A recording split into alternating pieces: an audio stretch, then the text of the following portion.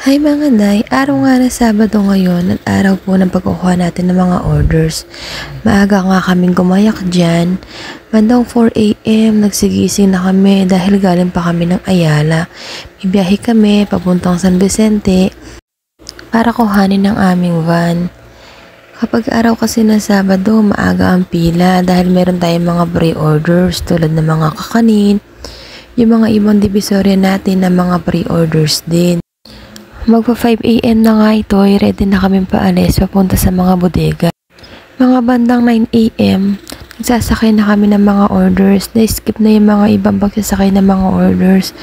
For this time po, yan po yung mga orders natin.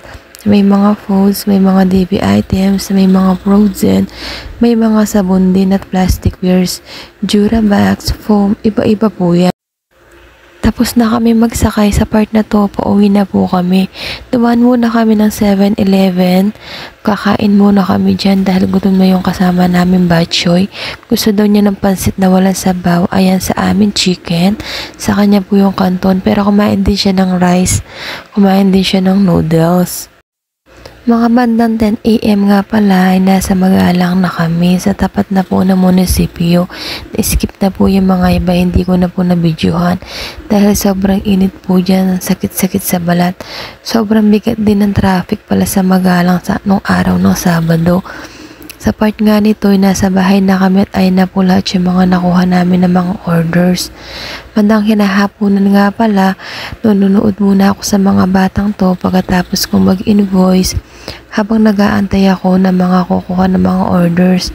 Kapag hapon pala ay nagpipick up sila sa amin. Tuwing araw nga pala linggo ang meet up ng mga reseller natin sa Magalang at Hangilen. May pamasko nga pala tayo galing sa supplier natin.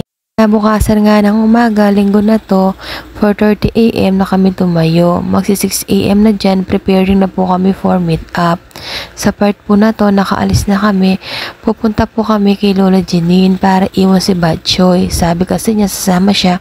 Nung nakita yung bahay ni Lola Janine, ay nagpaiwan na po siya. Sa part nga nito ay papunta na kami ng Hangiles para pumunta sa mga meet up natin na masisipag natin ng mga resellers.